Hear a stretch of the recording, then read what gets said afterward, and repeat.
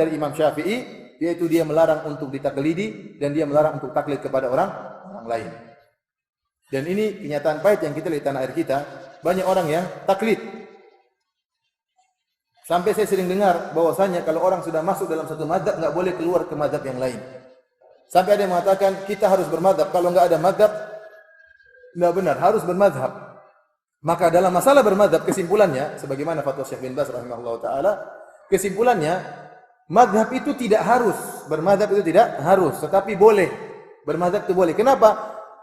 Kata lain dari bermadzhab artinya berguru. Anda kalau bermadzhab Syafi'i artinya Anda berguru dengan ilmu siapa? Imam Syafi'i. Apakah berguru dengan Imam Syafi'i dilarang? Ya jelas tidak. Seorang tatkala mengatakan saya bermadzhab Maliki artinya saya belajar agama dengan metode dan kaidah-kaidah yang telah dijelaskan oleh Al-Imam Malik. Maka saya berguru dengan Imam Malik, maka dikatakan saya bermadzhab dengan madzhab apa? Maliki. Sama kalau seorang mengatakan saya bermadzhab dengan madzhab Abu Hanifah, berarti saya mempelajari agama melalui metode dan cara pemikiran kaidah yang dijelaskan oleh Al-Imam Abu Hanifah. Oleh karenanya, bolehkah bermadzhab? Jawabannya jelas boleh. Karena ada orang mengatakan tidak boleh bermadzhab. Siapa yang bilang tidak boleh? Banyak ulama salaf bermadzhab. Syekh Muhammad bin Abdul Wahhab rahimahullah bermadzhab Hambali. Syekh Islam Ibnu Taimiyah rahimahullah bermadzhab apa? Hambali. Jadi bermadzhab itu boleh, yang dilarang kalau fanatik. Yang dilarang kalau apa? Fanatik mazhab. Kenapa? Karena para imam mazhab tidak pernah mengajarkan fanatik. Tidak pernah mengajarkan fanatik. Ada yang mengatakan tidak boleh kita bermadzhab. Terus kamu belajar sama siapa? Ya sama guru saya. Sama, kamu mazhab gurumu kalau begitu. Ya. Mending saya berguru sama Imam Syafi'i daripada gurumu yang enggak jelas ilmunya. Tidak. Gurunya bisa apa? Quran juga masih goyang-goyang, hadis enggak jelas. Ya. Kaidah enggak tahu buku kaidah apa yang pernah dia buat.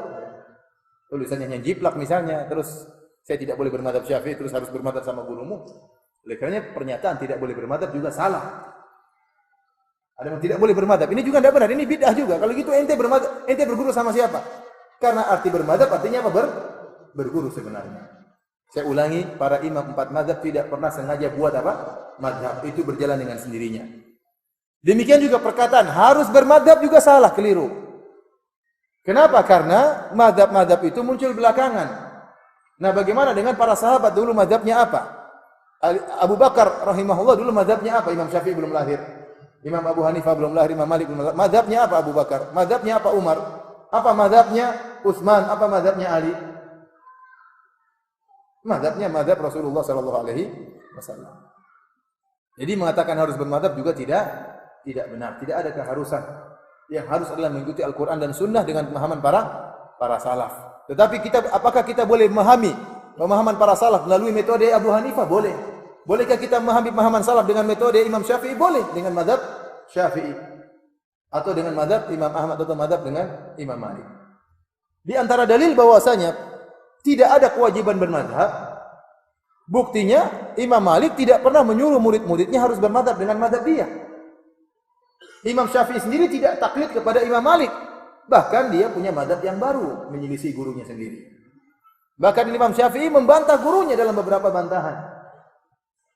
Terkadang bantahan Imam Syafi'i sendiri keras terhadap gurunya, terkadang. Demikian juga Imam Syafi'i tidak pernah menyuruh murid-muridnya harus bermadzhab dengan mazhab dia. Buktinya di antara muridnya adalah Imam Ahmad. Tidak bertaklid kepada Imam Syafi'i meskipun dia mengakui ilmunya Imam Syafi'i dan dia mengatakan Imam Syafi'i seperti matahari bagi bumi, toh dia punya mazhab sendiri. Mazhab Imam Ahmad menunjukkan mereka tidak pernah taklid di antara mereka. Kemudian juga kalau kita harus bermadzhab, mazhab bukan cuma 4 tersebut, banyak mazhab yang lain. Ada ulama-ulama yang lain yang dahulu mereka punya mazhab seperti Ishaq bin Rahawai atau Ishaq bin Rahuyah.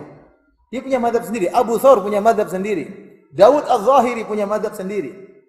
Tetapi mazhab-mazhab ini menjadi musnah, sudah tidak ada lagi, hilang, ditelan masa. Kenapa? Murid-muridnya tidak mengembangkan.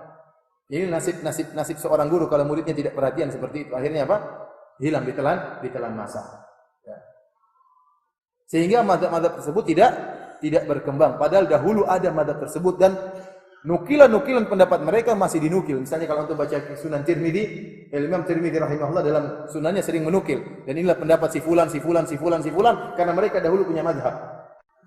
Sekarang sudah tidak ada. Kenapa? Karena tidak ada yang mengembangkan ilmu mereka. Sampai mazhab Zahiriyah saja sekarang hampir-hampir tidak ada. Kenapa mazhab Zahiriyah masih eksis? Karena bukunya ada. Seperti Al-Imam Ibnu Hazm punya buku Al-Muhalla sampai sekarang masih ada sehingga dibaca, sehingga masih terus ada mazhab Zahiriyah. Padahal dari sisi guru-guru, dari sisi pondok hampir-hampir enggak ada di dunia sekarang ini ada pondok bermadzhab Zahiri, hampir-hampir enggak ada.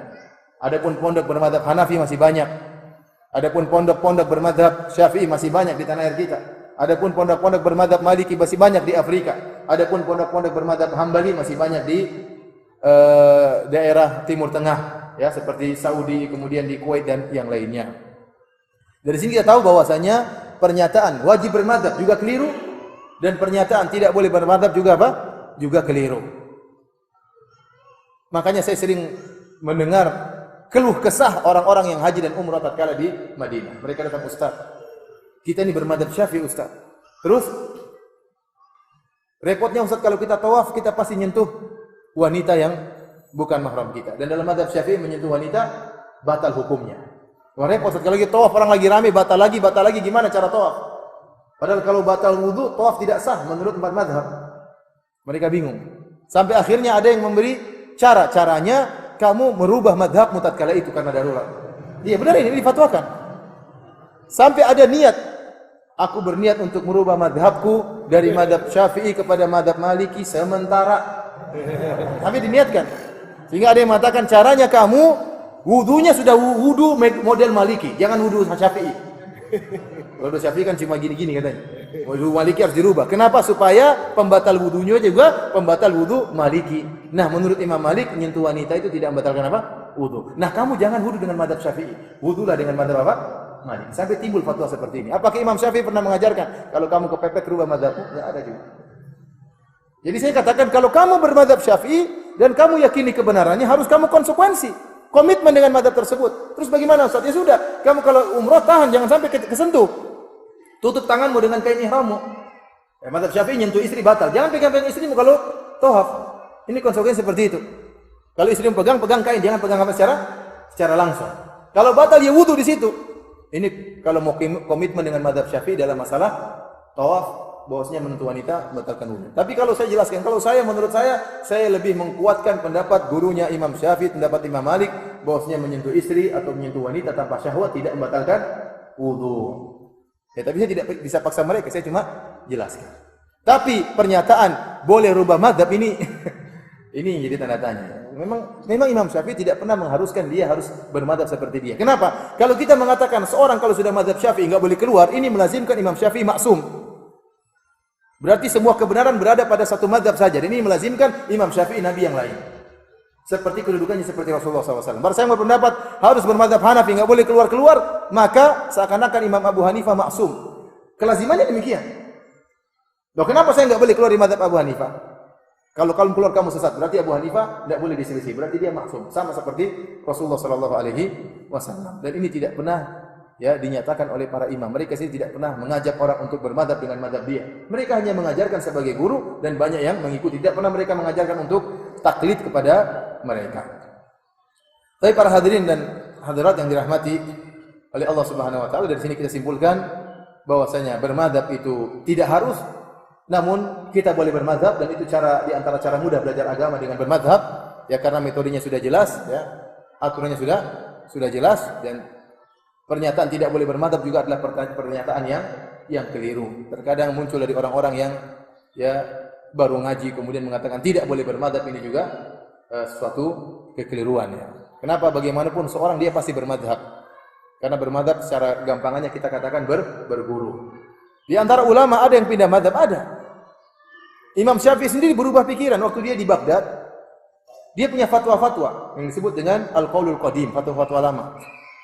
Waktu dia pindah ke Mesir, dia bikin fatwa-fatwa yang baru. Dia melihat ada perubahan ijtihad, mungkin ada dalil yang baru, sehingga dikenal dengan Al-Qaulul Jadid.